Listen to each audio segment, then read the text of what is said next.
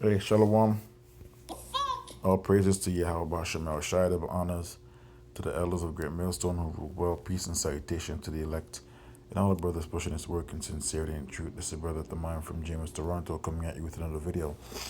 I'm gonna get right to the point. This is a so-called black woman, it's a Jewite right here, which looks to be like a Jewite, about to give birth, and this doctor, well, nurse, I would say a nurse, is just taking a slow ass time while she's in pain. She should be in the bed. According to Esau's laws, she should be in the bed, about to give birth to be delivered, right?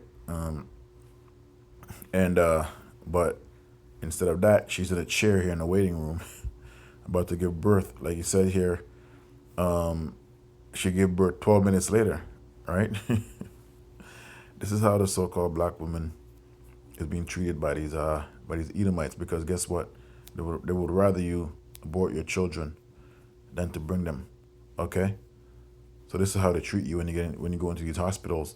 And another thing, opposed to having her husband there with her, she's there with some woman in the background. But the funny thing is, the so-called black women, they choose when to be wretched. Okay, because this is the time that they should have been wretched and curse this bitch out for not having this woman who's about to give birth in in a bed, right? And this brought me back to the time of Moses. Is it the time of Moses? Yes, when the midwives were instructed to murder the children of the Israelites. Okay? So let's get that right now. Exodus midwives.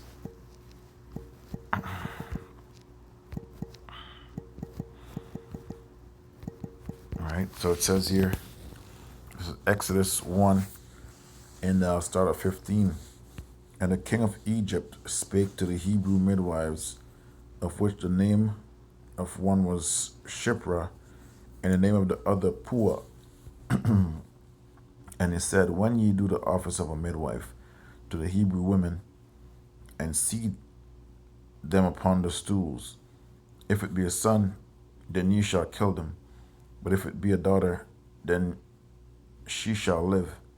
But the midwives feared Yahweh Bashem El Shai, and did not as the king of Egypt commanded them, but saved the men alive, the men children alive. And the king of Egypt called the midwives, and said unto them, why have ye done this thing, and have saved the men children alive?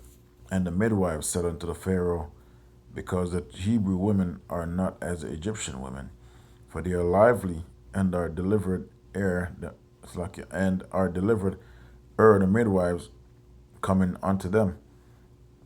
Says here, therefore Yahweh, which dealt well with the midwives, and the people multiplied and waxed very mighty. And it came to pass, because the midwives feared Yahweh Bashem El Shai, that he made them houses. Okay, so let's look up that word lively. There it is again. Lively right here. Says full of life and energy, active and outgoing. All right, let's see what else it says here. Briskly alert and energetic, vigorous, animated, a lively discussion. It says here active, intense, enthusiasm, interesting and exciting, of colors bright and strong. Right, so we're full of life, man. Full of suggested of life and vital energy, active, right? So goes into the same thing, life full of vigor, right? So that's when you see our women having children, or when our women in general, the Negro, Latinos, and Native American women, starting with the Judite woman, this is what we possess in us, man. Vigor, life. That's why the Edomite always try to take our women out and not take our children out. But now these so-called black women are starting to see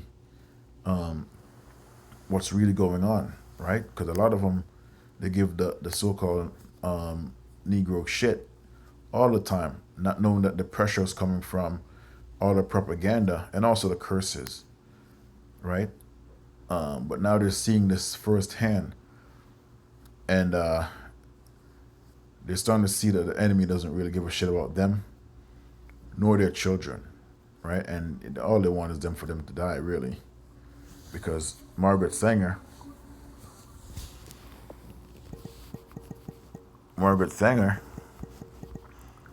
eugenics. Okay, see what it says here. Margaret Sanger, the founder of the American Birth Control League, which which evolved into Planned Parenthood, was a prominent advocate of eugenics. She believed that the society could be improved by encouraging fit individuals to have children and discouraging of preventing the unfit from reproducing using birth control as a key. In other words, you so-called Negroes, Latinos, and Native American, meaning the Negroes, that's who she wanted to eliminated, right? That's what a Planned Parenthood was literally put in place for the so-called Negro woman, right? This was made for you, really, at the end of the day, right? But now that they see that you're not really doing that, because the majority of our women, yes, they do commit that sacrifice, right? And when they see that the ones that are wants to be mothers, wants to be wives, once they see that, then the hatred towards you, it comes out full throttle, man. Like, this is a perfect example that I'm showing you here, right? They don't really want you to reproduce. They want you to they want your children to die. This is why she was so unreluctant in helping this woman right here, right? This Israelite woman right here in giving birth, right? So let me see what the comments say. This is exactly what I'm going into OBGYN. I don't know what that is. Black women deserve better. I've never seen a hospital ask all this while in active labor before. They don't bother me like this in Canada. Okay? This is upsetting to watch. Just give me chills. Y'all treat all your patients like this, or just the black ones? That's what the woman said in the background, right? America is nuts. Get their license and name. Go to the Board of Nursing ASAP.